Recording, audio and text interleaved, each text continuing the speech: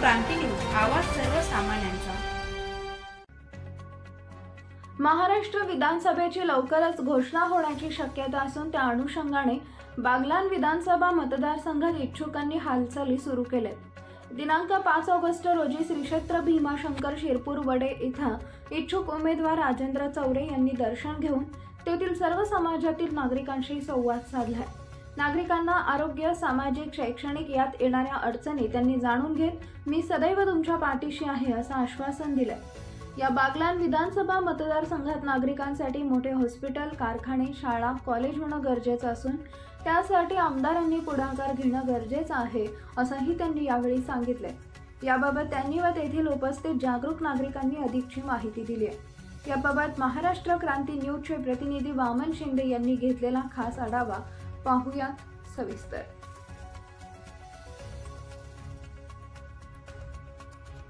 बागलाण विधानसभा मतदारसंघातील नवीन उमेदवार चौरे सर यांची मुलाखत घेऊन ते विधानसभेसाठी नवीन उमेदवारी करत आहेत। तर आपण त्यांना काही प्रश्न विचारू। नमस्कार सर।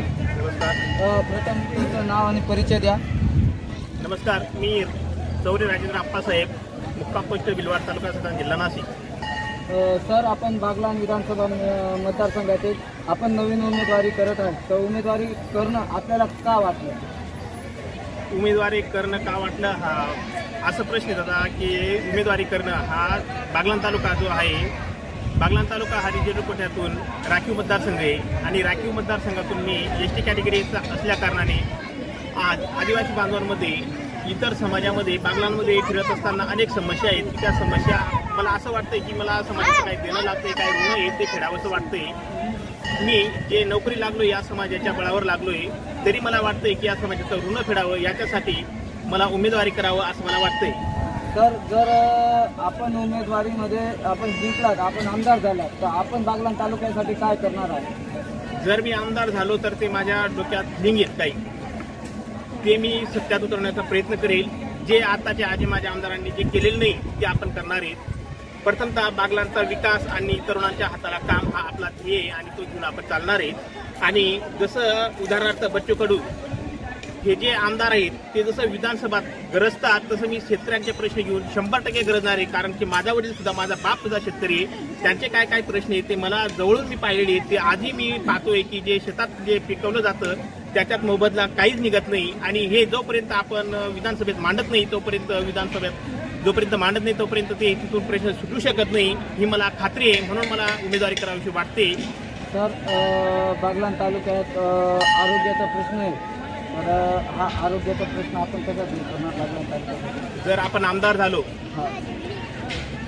तर जे सरकारी दवाखाने ज्यांच्या ठिकाणी ज्या ठिकाणी सरकारी दवाखाने आहेत त्या ठिकाणी आपण पाहिजे तसं प्रत्येक सुखसुविधा उपलब्ध करू। ते जे डॉक्टर राहतील त्यांना राहण्यासाठी क्वार्टर उपलब्ध करू, म्हणजे ते त्या ठिकाणी राहू शकतात। आपण त्या जे अधिकारी आहेत त्यांनाही दबाव देऊन चालणार नाही, कारण की जे दवाखाने आहेत बरोबर, जे PC आहेत त्या ठिकाणी त्यांना राहायला पाहिजे तशी जागा नाही आहे बरोबर, काही ठिकाणी क्वार्टर नाही आहे, त्याच्यामुळे ते राहू शकत नाही। आपण त्यांना दबाव देऊन चालणार नाही। तर प्रथमतः त्यांना राहण्याची व्यवस्था आपण केली पाहिजे आणि मी ते करेल आणि ते तिथं राहतील याची मी गवाही देतो आणि जे आरोग्याचे प्रश्न आहेत ते मी सोडवण्याचा 100% प्रयत्न करेन। तर बागलाण तालुक्यात MRTC मोठे कॉलेज नाही, त्याच्यासाठी आपण काही करू शकतो? 100% आपल्या तालुक्यात कुठली प्रकारची कंपनी नाही आहे, मोठमोठ्या कॉलेज नाही आहेत। आपल्या मुलांना बाहेर कॉलेजला जाण्यासाठी, डिग्री घेण्यासाठी आपल्या मुलांना पाहिजे तसं खर्च परवडत नाही। वास्तव परिस्थिती शेतकरी बांधवांचे जे मुलं आहेत, ज्यांचे पोरं जे लोक श्रीमंत आहेत त्यांचे पोरं बाहेर जाऊन शिक्षण घेऊ शकतात, पण सर्वसाधारण लोकांचे पोरं शिक्षण घेऊ शकत नाही, ही वास्तव परिस्थिती आहे। याच्यासाठी आपल्याला आपल्या बागलाण तालुक्यात पाहिजे जे विविध प्रकारचे डिप्लोमा आहेत ते आपण आणण्याचा प्रयत्न करू। याच्या व्यतिरिक्त जे आता आपण समोर पाहू राहिलो की मक्का, बागलाणमध्ये सगळ्यात जास्त आजच्या स्थितीला मक्का हे उत्पन्न घेतलं जातं आणि मक्का जर उत्पन्न जास्त घेतलं तर त्याचं प्रोसेसिंग करण्यासाठी सुद्धा कंपनी आपण बागलाणमध्ये स्थापन केली पाहिजे की जेणेकरून कंपनी सुरू होईल, त्याच्या मागे 550 पोरं, 100-500 पोरं नोकरी करू शकतात आणि जर त्या कंपनीत नोकरी करू शकले तर त्याच्या मागे 1000 लोक काम करू शकतात, पोट भरू शकतात।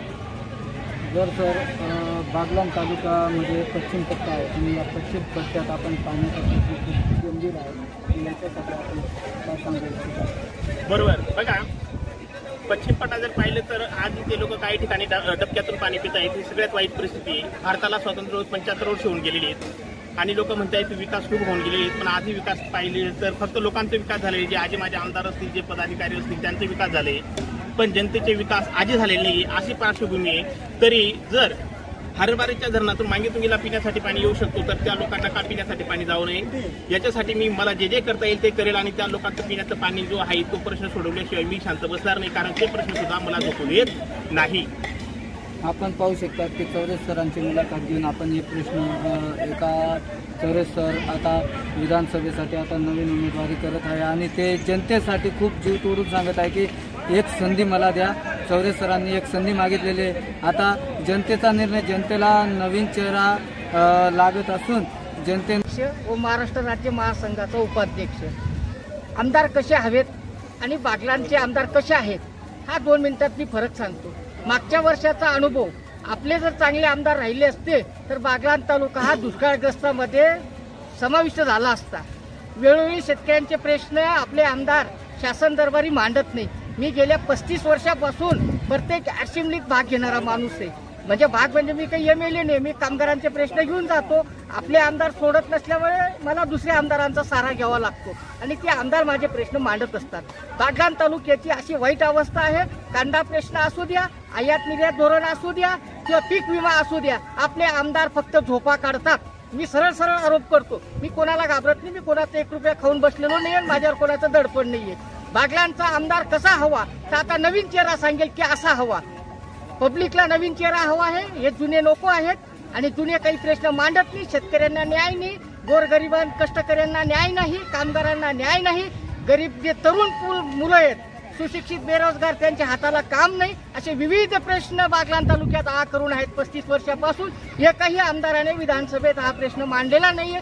बेरोजगारीचा असू द्या, शेतकरीचा असू द्या. त्याच्यामुळे आता बागलाण तालुका जुन्या लोकांना कंटाळलेली आहे. नवीन उमेदवाराच्या शोधात होते. नवीन सर भेटलेले आहेत. राजेंद्र चौरे सर एकदम मनमिळावू उमेदवार आहेत. ते प्रश्न मांडतील याची मला 100% गॅरंटी आहे. नमस्कार, मी निलेश धोंडगे. बागलाण तालुक्यामध्ये नवीन जो बागलाण विधानसभा मतदारसंघामध्ये 2024चे जे अधिकृत उमेदवार जे दावे करत आहेत, वेगवेगळ्या पक्षाचे आहेत, अपक्ष आहेत. आता बागलाण तालुक्यामध्ये आमदार कसा हवा, आतापर्यंतच्या आमदारांनी काय केलं, अनेक साऱ्या समस्या त्या ठिकाणी आहेत आणि आमच्यासारख्या तरुण पिढीला असं वाटतं की आपण फक्त यांना मतदानच करायचं का. बागलाण तालुक्यामध्ये हा आदिवासी मतदारसंघामुळे आदिवासी रिझर्वेशन कोट्यातून त्या ठिकाणी आमदार तयार होत असतो. आतापर्यंत आपण ते आमदार पाहिलेत, परंतु 2024चा जो आमदार असेल हा आमदार कसा असावा, किमान तो शिकलेला सवरलेला, विधानसभेमध्ये बागलांचे जे प्रश्न आहेत ते दणकून असा टेबल ठोकून काहीतरी असं गर्जना करणारा असावा, वाघासारखे डरकाळी फोडणारा असावा. आतापर्यंत जेवढे आमदार झाले कोणी मंत्री झालं नाही हो, खासदार सुद्धा झालं नाही कोणी. यांचं प्रमोशनच होत नाही, कारण हे आमदारकीच्या लायकीचे आहेत. आमदार कसा असावा, कारण त्याला काहीतरी अभ्यास त्याचा असावा. आता तुम्ही 2019चे आमदार पहा, तुम्ही मोठ्या मोठ्या गावांमध्ये विकास कामं करणार, शाल श्रीफळ देणार, फोटो बिटो चकाकणार, लगेच ते ग्रुपला टाकणार, बरोबर आहे की नाही. रस्त्यांचे कामं करतो म्हणे, नारळ बिरळ फोडून गेलेत. नामपूर ते टेंगरी हा जो रस्ता आहे, रस्त्याचं काय झालं पुढे. आज खड्ड्यात रस्ते का रस्त्यात खड्डे ते कळत नाहीये. मोठा गंभीर प्रश्न आहे. फक्त आम्ही कर भरायचा सरकारला, मतदान करायचं, यांना निवडून द्यायचं, यांनी कामं काही करायची नाही. ठेकेदारांचं मस्तपैकी कार्यक्रम त्यांचं चालू आहे, ठेकेदारांचे देणं लागतात, समाजाचं हे लोक देणं लागत नाही.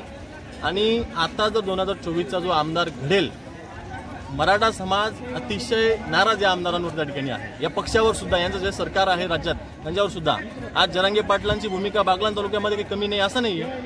आज मराठा समाजाच्या मुलांसाठी बागलाण तालुक्यात काय केलं, वसतिगृह केलं का. आज मराठा समाज गरीब आहे बागलाण तालुक्यात सुद्धा. बागलाणमध्ये वसतिगृह झालं असतं, आदिवासी बांधवांसाठी काही केलं असतं, मग आम्ही काही म्हटलं असतं. आज ओबीसी प्रश्न आहे, मराठा आरक्षणाचा प्रश्न आहे, बरोबर आहे की नाही. आज साल्हेरसारखं तुम्ही पोर्ट बघा, एवढं इतके कोटी मंजूर झाले, ते गेले कुठं पैसे. साल्हे एवढे 14 कोटी बरोबर ना, 14 कोटी रुपये मंजूर झाले. कुठे गेले ते पैसे. केंद्रात 10 वर्ष सत्ता दिली, 5 वर्ष राज्यात दिली, कुठे गेला तो पैसा. आता एक दरवाजा त्यांच्याने बसत नाही. गुजरातहून तिथे पर्यटक येतात, नाशिक जिल्ह्यातून येतात, उत्तर महाराष्ट्रातून येतात, UP MP तून त्या ठिकाणी येतात. ते पर्यटक वापस जातात. म्हणजे स्थानिक लेवलच्या साल्हेरसारख्या ठिकाणी उद्योगधंदे, व्यावसायिक हॉटेल्स व्यवस्थित झालं असतं डेव्हलपमेंट, पण यांच्याने काही झालं का? काही झालं नाही यांच्याकडून. आता एक दरवाजा त्या ठिकाणी रिपेअर यांच्याने होऊ शकत नाही. 14 कोटी रुपये खाणारे हे कोण आहेत? कोणी खाले ते पैसे? याचं काही वाटलं पाहिजे ना. यांनी आत्मचिंतन केलं पाहिजे लोकांनी. परंतु गंभीर प्रश्न आहे बागलाणचा. अशाच नवनवीन बातम्या पाहण्यासाठी आमच्या महाराष्ट्र क्रांती न्यूज या YouTube चॅनलला लाईक करा, सबस्क्राईब करा आणि बेल आयकॉनला प्रेस करा.